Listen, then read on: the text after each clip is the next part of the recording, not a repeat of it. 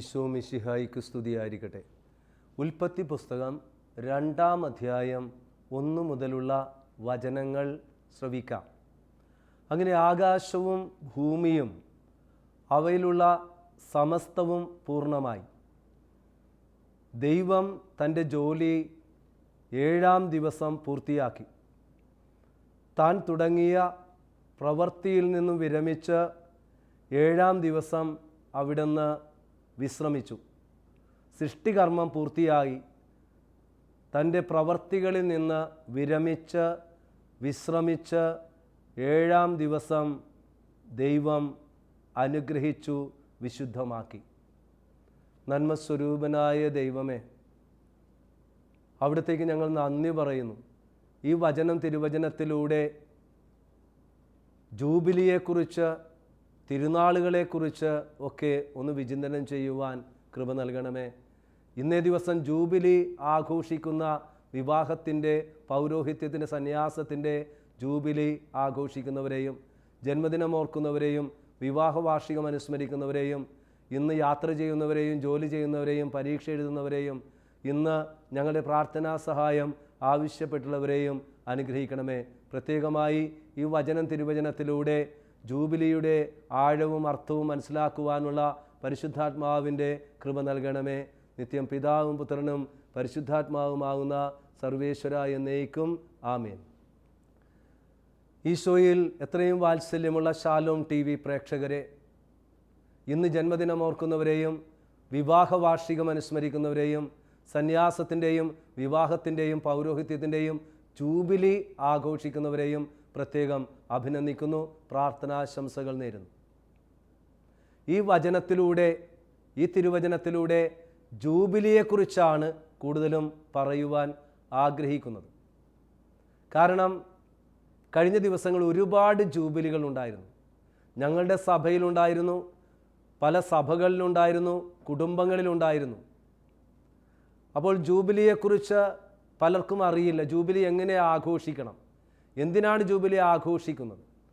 നമ്മുടെ ജീവിതത്തിൽ പലപ്പോഴും 25-ാം വാർഷികം സിൽവർ ജൂബിലി എന്ന് പറയും, 40-നെ റൂബി എന്ന് പറയും, 50-നെ ഗോൾഡൻ എന്ന് പറയും, 75-നെ പ്ലാറ്റിനം എന്ന് പറയും, 100-നെ സെൻറ്റിനറി എന്ന് പറയും. അപ്പോൾ നമ്മളിങ്ങനെ 25-ഉം 40-ഉം 50-ഉം 75-ഉം 70-ഉം 100-ഉമൊക്കെ ആഘോഷിക്കുന്നുണ്ട്.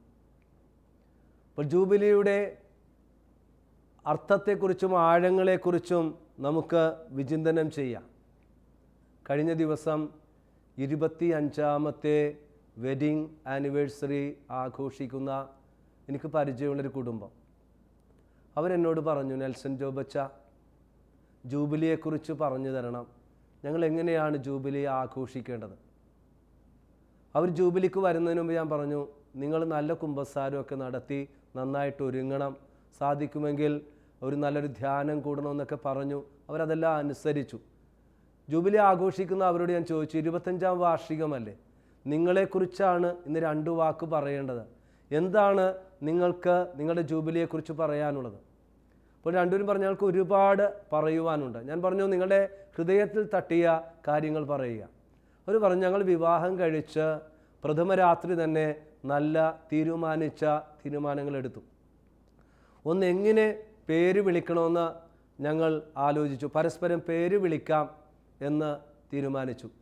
2-ാമത്തെ തീരുമാനം, ഞങ്ങളുടെ വീടിൽ നിന്നും ഒരു 3 മിനിറ്റ് അകലെയാണ് പള്ളി. എല്ലാ ദിവസവും വിശുദ്ധ കുർബാനയിൽ പോകാം എന്ന് തീരുമാനിച്ചു. ഇതുവരെയും പോകാൻ സാധിച്ചു. അസുഖം വന്നപ്പോഴും ചില അവസരങ്ങളിൽ ഒഴികെ ഞങ്ങളെന്നും ദേവാലയത്തിൽ പോയിരുന്നു, ഞങ്ങളുടെ കുട്ടികളോടൊപ്പം. അടുത്തത് പറഞ്ഞത്, ജോലിക്ക് പോകുന്നതിന് മുൻപുള്ള അവരുടെ നല്ല ശീലങ്ങളാണ്. 2 പേരും ഒരുമിച്ച് പ്രാർത്ഥനാ മുറിയിൽ വന്ന് തിരികൊളുത്തി 91-ാം സങ്കീർത്തനം ചൊല്ലിയിട്ടാണ് കഴിഞ്ഞ 25 വർഷവും പോയിരുന്നത്. മറ്റൊന്ന് പറഞ്ഞത്, ചേട്ടന് 25 വർഷവും എനിക്കൊരു ടെൻഷൻ അടുപ്പിച്ചിട്ടില്ല. എന്നും ഓഫീസിൽ ചെന്നാൽ ആദ്യത്തെ ഫോൺ എനിക്ക് വിളിക്കും, അല്ലെങ്കിൽ തിരിച്ചു വിളിക്കും. അപ്പോൾ എന്നെ ശ്രമിച്ചുകൊണ്ടിരിക്കുന്ന ശ്രോതാക്കളെ, 25 വർഷം പിന്നിട്ട ദമ്പതികളുടെ ജൂബിലിയുടെ ചില ഓർമ്മകൾ. 50 പിന്നിട്ട ദമ്പതികളോട് ഞാൻ ചോദിച്ചു, എന്താണ് ഈ 50 വർഷത്തെ നിങ്ങളുടെ ദാമ്പത്യ ജീവിതത്തിൻ്റെ വലിയ രഹസ്യം? അപ്പോൾ കാർന്നൊരു മൈക്രോഫോൺ വാങ്ങിച്ചിട്ട് പറഞ്ഞൊരു ഒറ്റ വാക്ക് ഇതാണ്: ഞങ്ങൾ പിണങ്ങിയാൽ ഇണങ്ങുമായിരുന്നു. എനിക്ക് ഒത്തിരി ഇഷ്ടമായി. അപ്പോൾ ഈ ഒരു ചെറിയ പശ്ചാത്തലമാണ് എന്നെ ഈ ജൂബിലിയെക്കുറിച്ച് പറയുവാൻ പ്രേരിപ്പിച്ചത്. ഞാൻ ബൈബിളിലേക്ക് കടന്നു വന്നപ്പോൾ ആഘോഷങ്ങളുടെ ദൈവത്തെയാണ് നമുക്ക് കാണാൻ സാധിക്കുന്നത്. അതുകൊണ്ട് തന്നെയാണ് ഉൽപ്പത്തി 2-ാം അധ്യായം 1 തുടങ്ങി 4 വരെയുള്ള വചനങ്ങൾ നമ്മൾ വായിക്കുമ്പോൾ അങ്ങനെ സന്ധ്യയായി ഉഷസ്സായി 1-ാം ദിവസം അവസാനം എല്ലാം പൂർത്തിയാക്കി 7-ാം ദിവസം കർത്താവ് വിരമിച്ചു, വിശ്രമിച്ചു, അനുഗ്രഹിച്ചു, വിശുദ്ധീകരിച്ചു. അപ്പോൾ ജൂബിലിയുടെ ഒരു ധ്വനി ഇവിടെയുണ്ട്. ആഘോഷങ്ങളുടെ ദൈവം പോലും 7-ാം ദിവസം ആ പ്രവൃത്തിയിൽ നിന്നും വിരമിച്ചു, വിശ്രമിച്ചു, അനുഗ്രഹിച്ചു, വിശുദ്ധീകരിച്ചു. അപ്പോൾ ജൂബിലി എന്താണ്, എന്തിനാണ് എന്നൊരു സൂചനയല്ലേ ഇത്? ജൂബിലി എന്നൊക്കെ പറയുന്നത് ഒന്ന് വിശ്രമിക്കാൻ, വിരമിക്കാൻ, ഒന്ന് സ്വയം വിശുദ്ധീകരിക്കുവാൻ ഉള്ള, മറ്റുള്ളവരെ അനുഗ്രഹിക്കുവാനുള്ള, അല്ലെങ്കിൽ അനുഗ്രഹങ്ങൾ ഓർക്കുവാനുള്ള അവസരമാണ്. വീണ്ടും വിശുദ്ധ ഗ്രന്ഥത്തിലേക്ക് വരുമ്പോൾ ആഘോഷങ്ങളുടെ ദൈവമാണ്. ഒരുപാട് ഉത്സവങ്ങൾ കാണുവാൻ സാധിക്കും ബൈബിളിൽ. ആഘോഷങ്ങൾ കാണുവാൻ സാധിക്കും, തിരുനാളുകൾ കാണുവാൻ സാധിക്കും. എന്താണ് തിരുനാൾ? ദൈവത്തിലേക്ക് തിരിയുവാനുള്ള നാളുകളാണ്. ഇസ്രായേൽ മക്കൾ 7 തിരുനാളുകൾ ആഘോഷിച്ചതായി വിശുദ്ധ ഗ്രന്ഥം സാക്ഷ്യപ്പെടുത്തുന്നുണ്ട്. അപ്പോൾ ജൂബിലിയുമായി ബന്ധപ്പെടുത്തുമ്പോൾ ഞാൻ പറഞ്ഞു, ആഘോഷങ്ങളുടെ ദൈവമാണ്. ധാരാളം ഉത്സവങ്ങൾ, ആഘോഷങ്ങൾ, തിരുനാളുകൾ ബൈബിളിലുണ്ട്. അതും ജൂബിലിയുടെ ഭാഗങ്ങളാണ്. ആഴ്ചയിൽ ആഘോഷിക്കുന്ന തിരുനാളുണ്ടായിരുന്നു, അതിനെയാണ് സാബത്ത് എന്ന് പറയുന്നത്. മാസത്തിൽ ആഘോഷിക്കുന്ന തിരുനാളുണ്ടായിരുന്നു, അതിനെയാണ് അമാവാസി എന്ന് പറയുന്നത്. വർഷത്തിൽ ആഘോഷിക്കുന്ന 7 തിരുനാളുണ്ടായിരുന്നു: പെസഹ തിരുനാൾ, പെന്തക്കോസ്ത തിരുനാൾ, 50-ാം തിരുനാൾ, കൂടാര തിരുനാൾ, വിളവെടുപ്പ് തിരുനാൾ, പാപപരിഹാര തിരുനാൾ, വർഷാരംഭ തിരുനാൾ. ഇനി പ്രത്യേക അവസരങ്ങളിൽ ഉണ്ടായിരുന്നു, അതിനെയാണ് ജൂബിലി എന്ന് പറയുന്നത്. ജൂബിലിയെക്കുറിച്ച് പറയുന്നതിന് മുൻപ് തിരുനാളുകളെക്കുറിച്ച് ഒന്ന് അറിഞ്ഞിരിക്കുന്നതും ഉചിതമായിരിക്കും. യേശു കൈമാറിയൊരു പൈതൃകമാണ്. ലൂക്കായുടെ സുവിശേഷം 2-ാം അധ്യായം 41 തുടങ്ങി 42 വരെയുള്ള വാക്യങ്ങൾ നമുക്കൊക്കെ സുപരിചിതമാണ്. യേശുവിൻ്റെ മാതാപിതാക്കൾ ആണ്ടുതോറും പെസഹ തിരുനാളിന് ജെറൂസലേമിൽ പോയിരുന്നു. അവന് 12 വയസ്സുള്ളപ്പോൾ പതിവനുസരിച്ച് തിരുനാളിന് പോയി. പ്രിയപ്പെട്ടവരെ, ഈശോയും മാതാവും യൗസേപ്പ് പിതാവും കൈമാറിയ പൈതൃകമാണ് തിരുനാൾ. പക്ഷേ ഈ തിരുനാളിനെ നമ്മൾ പലപ്പോഴും പെരുന്നാൾ എന്നാണ് പറയുക.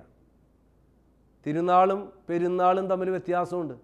പെരുന്നാൾ എന്ന് പറയുന്ന പെരുപ്പിക്കുന്ന നാളാണ്. ഒട്ടും ആത്മീയതയില്ലാത്ത ഉത്സവത്തിനെയാണ് പെരുന്നാൾ എന്ന് പറയുന്നത്. പഴയ പാട്ടുകളിൽ പോലും ഈ പെരുന്നാൾ എന്നുള്ള വാക്ക് ഉപയോഗിച്ചിട്ടുണ്ട്. മലയാറ്റൂർ പള്ളിയിൽ പെരുന്നാൾ കൂടണമെന്ന്, അർത്തിങ്കൽ പള്ളിയിൽ പെരുന്നാൾ കൂടണം, ഓശാന പെരുന്നാൾ വന്നു എന്ന്. പെരുന്നാൾ എന്ന് പറയുമ്പോൾ ഒരാളുടെ പണത്തിൻ്റെ കൊഴുപ്പും അയാളുടെയൊക്കെ ധനത്തിൻ്റെ ആസക്തിയൊക്കെ കാണിക്കാൻ വേണ്ടിയുള്ള കുറേ എക്സ്റ്റീരിയറായിട്ടുള്ള കാര്യങ്ങൾ ഇന്ന് ഏറി വരുന്നുണ്ട്. ശിങ്കാരിമേള, പാണ്ടിമേള, ചെണ്ടമേളം, കരയാട്ടം, കരയോട്ടം, മെഗാ ഷോ, മെഗാ തല്ലിൽ അവസാനിക്കും. അപ്പോൾ നമ്മളൊക്കെ പലപ്പോഴും തിരുനാളിൻ്റെ ആ പ്രസക്തിയൊക്കെ പോകുന്നുണ്ട്. ഈ കഴിഞ്ഞ വർഷം വത്തിക്കാൻ കൗൺസിലിൻ്റെ 50-ാം വാർഷികമായിരുന്നു. പെട്ടെന്ന് മനസ്സിൽ കടന്നു വന്നത് വത്തിക്കാൻ കൗൺസിലൊക്കെ തിരുനാളിനെക്കുറിച്ച് പറഞ്ഞിരിക്കുന്ന കാര്യങ്ങൾ ശ്രോതാക്കളായി നമ്മൾ അറിയേണ്ടതാണ്. നമ്മൾ തിരുനാൾ ആഘോഷിക്കുമ്പോഴും നമ്മുടെയൊക്കെ ഇടവകയിൽ തിരുനാൾ ആഘോഷിക്കുമ്പോൾ വത്തിക്കാൻ കൗൺസിലിൽ 5 കാര്യങ്ങൾ പറഞ്ഞിട്ടുണ്ട്. വചനം ശ്രവിക്കുവാനുള്ള, ധ്യാനിക്കുവാനുള്ള അവസരമാണ് വാസ്തവത്തിൽ തിരുനാൾ. ജൂബിലിയുമായി ബന്ധപ്പെടുത്തുമ്പോൾ അങ്ങനെ തന്നെയാണ്. ഇപ്പോൾ ജൂബിലിയിലും നമ്മളൊരു ധ്യാനം കൂടണം. ജൂബിലി ആഘോഷിക്കുന്ന ആരായാലും അവർ ജൂബിലിക്ക് മുന്നോടിയായിട്ട് വചനം ശ്രവിക്കണം. ഏതെങ്കിലും ഒരു ധ്യാന കേന്ദ്രത്തിൽ കുടുംബസമേതം അല്ലെങ്കിൽ ഭാര്യയും ഭർത്താവും അല്ലെങ്കിൽ വൈദികനാവാം സന്യാസിനിയാവാം പോവണം. 2, നല്ലൊരു കുമ്പസാരം നടത്തണം. ഒരു ആണ്ട് കുമ്പസാരം, ഒരു മുഴുവൻ കുമ്പസാരം ഈ ജൂബിലേറിയൻസ് നടത്തണം.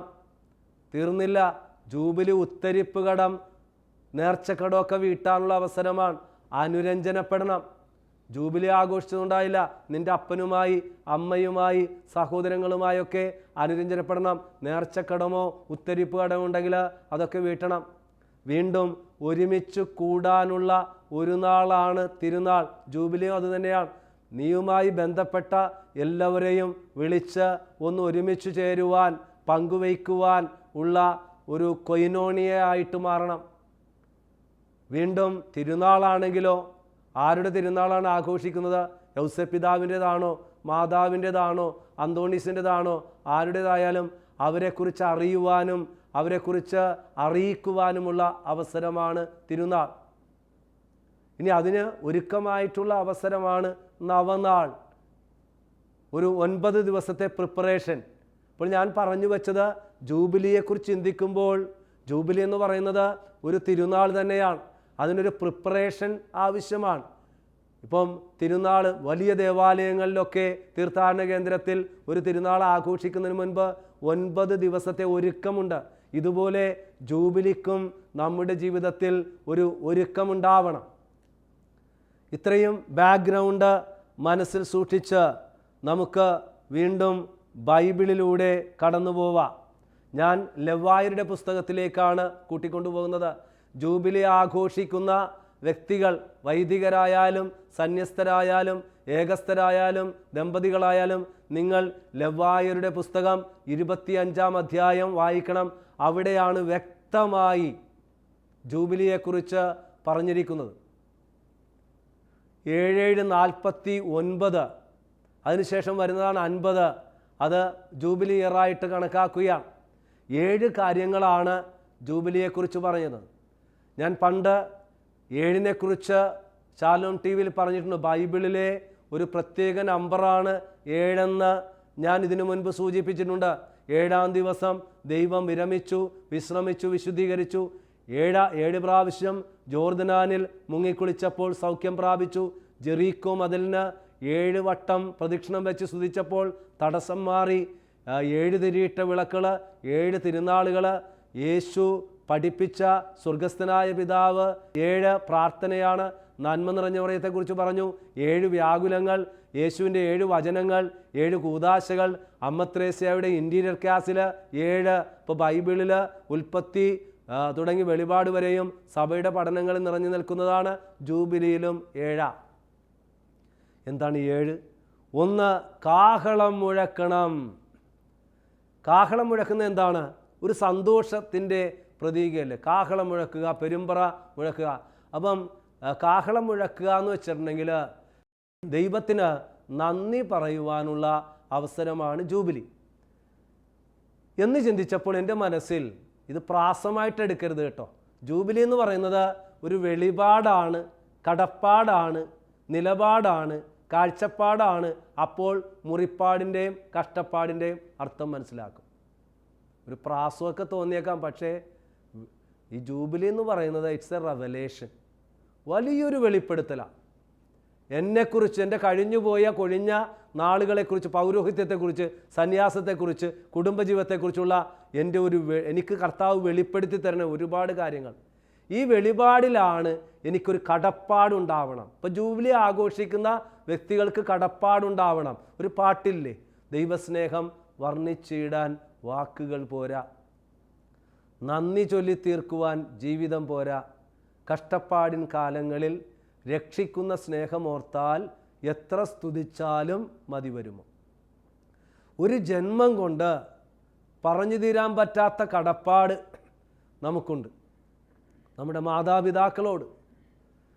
നമ്മെ സഹായിച്ച തലതൊട്ടപ്പൻ, തലതൊട്ടമ്മ, ടീച്ചേഴ്സ്, വളർത്തി വലുതാക്കിയ, പ്രോത്സാഹിപ്പിച്ച, അഭിനന്ദിച്ച ഒത്തിരി വ്യക്തികൾ നമുക്ക് കാണാൻ സാധിക്കും.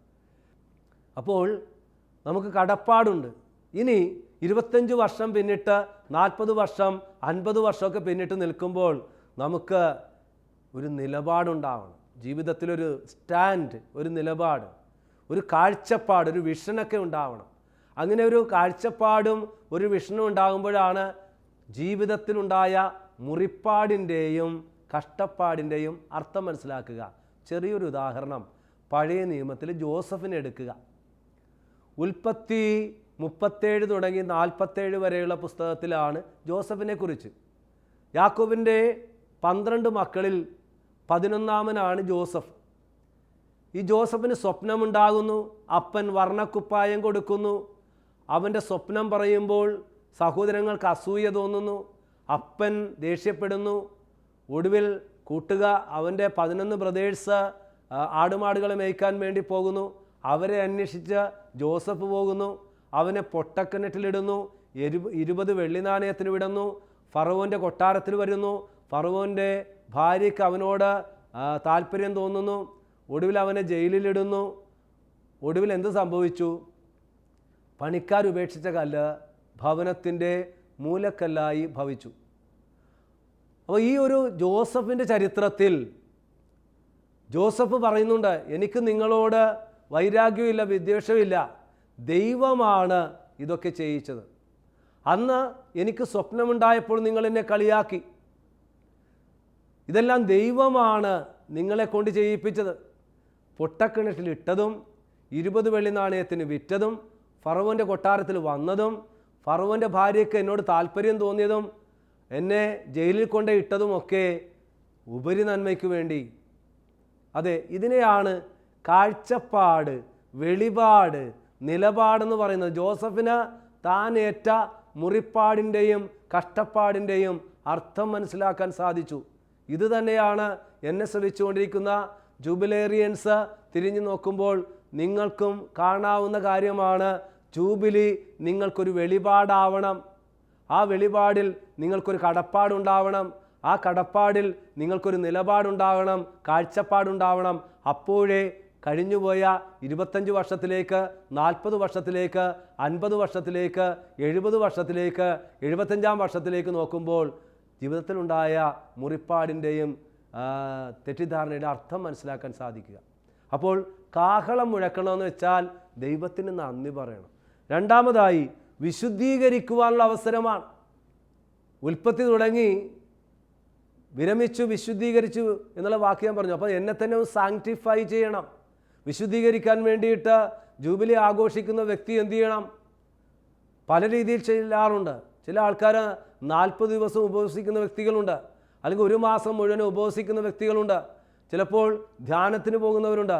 പല രീതിയിലാണ് നമുക്ക് വിശുദ്ധീകരിക്കുവാൻ സാധിക്കുന്നത്. അപ്പോൾ ജൂബിലി ആഘോഷിക്കുന്ന വ്യക്തികൾ ചെയ്യേണ്ട ലെവായുടെ പുസ്തകം 25-ാം അധ്യായത്തിൽ കിടക്കുന്ന 7 കാര്യങ്ങളെക്കുറിച്ചാണ് നമ്മൾ ധ്യാനിച്ചുകൊണ്ടിരിക്കുന്നത്. മൂന്നാമതായി സ്വാതന്ത്ര്യം പ്രഖ്യാപിക്കണം. സ്വാതന്ത്ര്യം പ്രഖ്യാപിക്കണം. സ്വാതന്ത്ര്യം എന്ന വാക്ക് പുറപ്പാട് പുസ്തകം 3-ാം അധ്യായത്തിൽ കാണാൻ സാധിക്കും. ആരാധന എന്നുള്ള വാക്കാണ് ഉപയോഗിച്ചിരിക്കുന്നത്. മിദിയാനിലെ ആടുമാടുകളെ മേയിച്ചിരുന്ന മോസസ് കത്തിക്കാളുന്ന മുൾപ്പടർപ്പ് കണ്ടു. മുൾപ്പടർപ്പ് കത്തിക്കാളുന്നുണ്ട്, കെട്ടടങ്ങുന്നില്ല. അടുത്ത് ചെന്നപ്പോൾ സ്വരം കേട്ടു, അടുത്തു വരരുത്, നിന്റെ ചെരുപ്പ് അഴിച്ചു മാറ്റുക, ഇത് വിശുദ്ധമായ സ്ഥലമാണ്. അങ്ങനെ ചെരുപ്പ് അഴിച്ചു മാറ്റുന്നു. എന്നിട്ട് ദൈവം സംസാരിക്കുകയാണ്. എൻ്റെ മക്കളുടെ രോദനം കേട്ടു, നിലവിളി കേട്ടു, നിലവിളി കേൾക്കുന്ന ദൈവം. എന്നിട്ട് നീ പോയി പറയുക, എൻ്റെ മക്കളെ ആരാധനയ്ക്കായി വിട്ടയക്കുക, എൻ്റെ മക്കളെ സ്വാതന്ത്ര്യത്തിലേക്ക് അല്ലെങ്കിൽ സ്വതന്ത്രരാക്കുക. അപ്പോൾ ജൂബിലി എന്ന് പറയുന്നത് ഒരു സ്വാതന്ത്ര്യം പ്രഖ്യാപിക്കുകയാണ്. ഇസ്രായേൽ മക്കൾക്ക് എന്തു പറ്റി? അവർ അടിമകളായിരുന്നു. ഏതാണ്ട് 450 വർഷം അവർ അടിമകളായിരുന്നു. ആ അടിമത്വത്തിൽ സ്വാതന്ത്ര്യത്തിലേക്ക് പോകണം. അപ്പോൾ ജൂബിലി ആഘോഷിക്കുന്ന വ്യക്തികൾ അടിമകളാണെങ്കിൽ, മദ്യപാനത്തിന്, ദുശീലങ്ങൾക്ക്, തഴക്കദോഷങ്ങൾക്ക് ഒക്കെ അടിമകളാണെങ്കിൽ സ്വാതന്ത്ര്യം പ്രാപിക്കണം, അതിൽ നിന്ന് വിടുതൽ പ്രാപിക്കണം. അതാണ് വാസ്തവത്തിൽ സ്വാതന്ത്ര്യം പ്രാപിക്കുക എന്ന് ലെവായരുടെ പുസ്തകത്തിൽ പറഞ്ഞിട്ടുള്ളതിൻ്റെ അർത്ഥം. 4, സ്വത്ത് തിരികെ ലഭിക്കണം. സ്വത്ത് തിരികെ ലഭിക്കുവാനുള്ള അവസരമാണ് ഈ ജൂബിലി ആഘോഷം. ഞാൻ ഓർത്തുപോയി, ജൂബിലി ആഘോഷിക്കുന്ന ഒരു കുടുംബം വർഷങ്ങളായിട്ട് സഹോദരന്മാർ തമ്മിൽ വലിയ വഴക്കാണ്. പല ധ്യാനഗുരുക്കളും പരിശ്രമിച്ചിട്ട് സാധിച്ചിട്ടില്ല. അവർ ധ്യാനത്തിന് വന്നു. അതിനു മുൻപ് ധ്യാനിപ്പിച്ച, മിഷൻ ധ്യാനം നടത്തിയ ചില വൈദികർ ആ വീട്ടിൽ ചെന്നപ്പോൾ പ്രതികരണം വ്യത്യസ്തമായിരുന്നു. ഒരു സഹോദരൻ ഒരു ഗ്ലാസ് കൊണ്ടും താഴെയിട്ടുടച്ചിട്ട് പറഞ്ഞു, ഈ ഉടച്ച ഗ്ലാസ് അച്ഛന് ഒരുമിപ്പിക്കാമെങ്കിൽ സഹോദരന്മാരായി ഞങ്ങളെ ഒരുമിപ്പിക്കുവാൻ സാധിക്കും. അതിൻ്റെ അർത്ഥം എന്താണ്? ഞങ്ങളെ ആർക്കും രമ്യതപ്പെടുത്തുവാൻ, ഒന്നിപ്പിക്കുവാൻ സാധിക്കില്ല എന്നതല്ലേ? അങ്ങനെയുള്ളൊരു സിറ്റുവേഷനിലാണ് ജൂബിലി കടന്നു വരുന്നത്. അപ്പോൾ ജൂബിലി സ്വത്ത് തിരികെ ലഭിക്കണം എന്നുള്ള ആശയം ഈ സഹോദരങ്ങളുമായി പങ്കുവച്ചു. അതിനുശേഷം ആ വീട്ടിൽ ചെല്ലുവാനും അവരുമായി സംസാരിക്കുവാനും സാധിച്ചപ്പോൾ വർഷങ്ങളായിട്ട് ഒരിക്കലും യോജിക്കാൻ പറ്റാത്ത വ്യക്തികൾക്ക് യോജിക്കാൻ സാധിച്ചു. അതാണ് വാസ്തവത്തിൽ ജൂബിലിയുടെ ഏറ്റവും വലിയ ആനന്ദം. സ്വത്ത് തിരികെ കൊടുക്കുവാൻ, തിരികെ ലഭിക്കുവാൻ സാധിച്ചു. വീണ്ടും കുടുംബങ്ങളിലേക്ക് മടങ്ങുവാനുള്ള അവസരമാണ് ജൂബിലി. എന്താണ് ഈ കുടുംബങ്ങളിലേക്ക് മടങ്ങുക എന്ന് വെച്ചാൽ? നമുക്കറിയാം, ഇന്ന് കൂട്ടുകുടുംബങ്ങളുണ്ട്, അല്ലെങ്കിൽ വിവാഹം കഴിച്ച് പല സ്ഥലങ്ങളിൽ താമസിക്കുന്നവരുണ്ട്. ഞാൻ ഓർത്തുപോയത് ധ്യാന കേന്ദ്രത്തിൽ കടന്നു വന്നൊരു കുടുംബമാണ്. ആ കുടുംബത്തിൻ്റെ പ്രത്യേകത അവിടുത്തെ കൂട്ടായ്മയായിരുന്നു. 5 മക്കളാണ്, 3 ആണും 2 പെണ്ണുമാണ്. അവരെല്ലാ ക്രിസ്തുമസിനും എല്ലാ ഈസ്റ്ററിനും വീട്ടിൽ ഒരുമിച്ചുകൂടി വലിയ ആഘോഷമായിരുന്നു. പിന്നീട് അവരുടെ സ്വത്ത് വലിയൊരു കമ്പനി ഏറ്റെടുത്തു. നല്ലൊരു പണം ലഭിച്ചു, നല്ലൊരു തുക ലഭിച്ചു. ആ തുക പങ്കുവച്ചപ്പോൾ ഉണ്ടായ ഡിസ്പ്യൂട്ടാണ്. അങ്ങനെ ആ കുടുംബം 2ആയിട്ട് പിളർന്നു. പല മെത്രാന്മാരും വൈദികരുമൊക്കെ പരിശ്രമിച്ചിട്ടും ആർക്കും ഒത്തുതീർപ്പിലേക്ക് കൊണ്ടുവരാൻ കഴിഞ്ഞില്ല. അങ്ങനെ ഇരിക്കുമ്പോഴാണ് അമ്മ മകളെ വിളിച്ചു. അന്ന് മൊബൈൽ ഫോണല്ല, ലാൻഡ് ഫോണാണ്. മകൾ അമ്മയുമായി സംസാരിക്കുമ്പോൾ ഭർത്താവ് അടുത്ത മുറിയിൽ നിന്നും അതിൻ്റെ എക്സ്റ്റൻഷൻ എടുത്തെല്ലാം കേട്ടു. എന്നിട്ട് ആ എക്സ്റ്റൻഷനിലൂടെ അമ്മയോട് ഈ മരുമകൻ ഡിക്ഷണറി ഇല്ലാത്ത ഒരുപാട് വാക്ക് പറഞ്ഞു. അത് പ്രശ്നമായി. അമ്മയും തിരിച്ചു പറഞ്ഞു. ഒടുവിൽ അതൊരു തല്ലിൽ അവസാനിച്ചു. അമ്മ എന്തു ചെയ്തു? അമ്മ പോലീസ് സ്റ്റേഷനിലേക്ക് വിളിച്ചു പറഞ്ഞ് മരുമകനെയും പെരക്കിടാങ്ങിനെയും ജയിലിലാക്കി. അങ്ങനെ 2 ചേരിയായി, ഭരണകൂടവും പ്രതിപക്ഷവുമായി. അതോടുകൂടി വലിയ കമ്പനിക്ക് കൊടുത്തിരുന്ന സ്ഥലമിടപാടുകൾ മരവിച്ചു. അവിടെ ഒരു പ്രോജക്റ്റ് നടക്കാൻ പറ്റാത്തൊരവസ്ഥയിലായി. അങ്ങനെ ഇരിക്കുന്ന അവസരത്തിലാണ് ധ്യാന കേന്ദ്രത്തിലേക്ക് കടന്നു വരുന്നത്. ആ അവസരത്തിലാണ് ഈ ദമ്പതികളുടെ 25ാമത്തെ വെഡ്ഡിങ് ആനിവേഴ്സറി ആഘോഷിക്കാൻ പോകുന്നത്. ആ കുടുംബത്തിൽ ഒരിക്കലും ഒരു സെലിബ്രേഷനും സെപ്പറേറ്റ് ആയിട്ട് നടത്തിയിരുന്നില്ല. അങ്ങനെയുള്ള അവസരത്തിൽ ഇങ്ങനെ വഴക്കിട്ട് ഭിന്നിച്ചു പോയതുകൊണ്ട് എന്തു ചെയ്യും? അവർ ധ്യാന കേന്ദ്രത്തിൽ വന്നു. ജൂബിലിയെക്കുറിച്ച്, അനുരഞ്ജനത്തെക്കുറിച്ചുള്ള വചനം കേട്ടു. ജോഷുവ 3:5 ജോഷു ജനത്തോട് പറഞ്ഞു, നിങ്ങളെ തന്നെ വിശുദ്ധീകരിക്കുക, നാളെ നിങ്ങളുടെ ഇടയിൽ കർത്താവ് അത്ഭുതം പ്രവർത്തിക്കും. ഈ വചനം കേട്ട് അവർ നല്ല ഒരു ആണ്ടുകുമ്പസാരം, മുഴുവൻ കുമ്പസാരം നടത്തി. അന്ന് രാത്രി ആന്തരിക സൗഖ്യം കഴിഞ്ഞ് ഈ സ്ത്രീക്കൊരു സ്വപ്നമുണ്ടാവുകയാണ്. വഴക്കിട്ടിട്ട് ഏതാണ്ട് 10 വർഷമായി വീട്ടിൽ പ്രവേശിച്ചിട്ട്. സ്വപ്നം ഇതായിരുന്നു, ധ്യാനം കഴിഞ്ഞ് ഭർത്താവും ഭാര്യയും മക്കളും ഒരുമിച്ച് അമ്മയെ കാണാൻ പോകുന്നൊരു സീനാണ്. അമ്മയെ കാണാൻ ചെന്നപ്പോൾ അമ്മ ഓടി വന്ന് കെട്ടിപ്പുണർന്നു. അവർ പരസ്പരം കരഞ്ഞു. ഇത് സ്വപ്നമാണ്. അവരൊരുമിച്ച് ഉണ്ടു. അതോടുകൂടി വലിയ ആന്തരിക സൗഖ്യമുണ്ടാവുകയാണ്. കാരണം ഈ മകളുടെ കാലിൽ ക്യാൻസർ എന്ന് സംശയിച്ചിരുന്നൊരു രോഗമുണ്ടായിരുന്നു. അതോടുകൂടി ഹീലിങ്ങും കിട്ടി. ഇത് സ്വപ്നമായിരുന്നു കേട്ടോ. അവർ വന്ന് ഇത് പങ്കുവെച്ച് കഴിഞ്ഞപ്പോൾ ഞാൻ പറഞ്ഞു, ഇത് സ്വപ്നമല്ല, ഇത് സത്യമാണ്. ഈ ധ്യാനം കഴിഞ്ഞ് നിങ്ങൾ ഈ സ്വപ്നം പോലെ തന്നെ ചെയ്യുക. അങ്ങനെ ചെയ്തു. പിന്നീട് അവർ സാക്ഷ്യപ്പെടുത്തി അവർക്ക് വലിയ സൗഖ്യമുണ്ടായി എന്ന്. അതെ, ഞാൻ നിങ്ങളോട് പറഞ്ഞത് കുടുംബത്തിലേക്ക് മടങ്ങുവാൻ ഉള്ള അവസരം എന്ന് വെച്ചാൽ കൂടപ്പിറപ്പുകളുമായി രമ്യതപ്പെടുവാൻ, അനുരഞ്ജനപ്പെടുവാനുള്ള അവസരമാണ്. 6, അവകാശപ്പെട്ടവ തിരികെ കൊടുക്കുവാനുള്ള അവസരമാണ് ജൂബിലി. അവകാശപ്പെട്ടത് തിരികെ കൊടുക്കുവാൻ. നമുക്കറിയാമല്ലോ, ഇന്ന് എല്ലാറ്റിനും വിലയാ, സ്ഥലത്തിനൊക്കെ വലിയ വിലയാ. അപ്പോൾ ചിലപ്പോഴൊക്കെ അപ്പൻ മരിച്ചുപോയി, അമ്മ മരിച്ചുപോയി, വിൽപ്പത്രം എഴുതിയിട്ടില്ല, മൂത്ത ബ്രദറാണ് അതൊക്കെ കൈകാര്യം ചെയ്യുന്നത്. എന്നിട്ട് ആ വിൽപ്പത്രം മാനിപ്പുലേറ്റ് ചെയ്തുകൊണ്ട് പലതും ചെയ്യുന്ന അവസ്ഥകൾ കാണാൻ സാധിക്കും. അപ്പോൾ തീർച്ചയായിട്ടും ജൂബിലി ആഘോഷിക്കുമ്പോൾ ഇങ്ങനെയുള്ള വ്യക്തികളാണെങ്കിൽ തീർച്ചയായിട്ടും നിൻ്റെ സഹോദരന്, സഹോദരിക്ക് അവകാശപ്പെട്ടത് തിരിച്ചു കൊടുക്കണം. നീ ജൂബിലി ആഘോഷിക്കുന്നുണ്ടെങ്കിൽ. ജൂബിലി ആഘോഷിക്കുന്നില്ലെങ്കിൽ തന്നെയും അതൊരു ഉത്തരിപ്പ് ഘടകമാണെന്ന് ഇത്തരണത്തിൽ ഞാൻ ഓർമ്മിപ്പിക്കുകയാണ്. അവസാനമായി, നിയമവും കൽപ്പനയും അനുശാസിക്കുന്നത് ചെയ്യണം എന്ന് വച്ചാൽ 10 പ്രമാണത്തിന് അനുയോജ്യമായിട്ടുള്ള ജീവിതം നയിക്കണം. സീസറിനുള്ളത് സീസറിനും, ദൈവത്തിനുള്ളത് ദൈവവും. അപ്പോൾ ദൈവവുമായുള്ള ബന്ധം, സഹോദരങ്ങളുമായുള്ള ബന്ധം പുനഃസ്ഥാപിക്കുവാൻ സാധിക്കണം. നമുക്കൊന്ന് ക്രോഡീകരിക്കാം.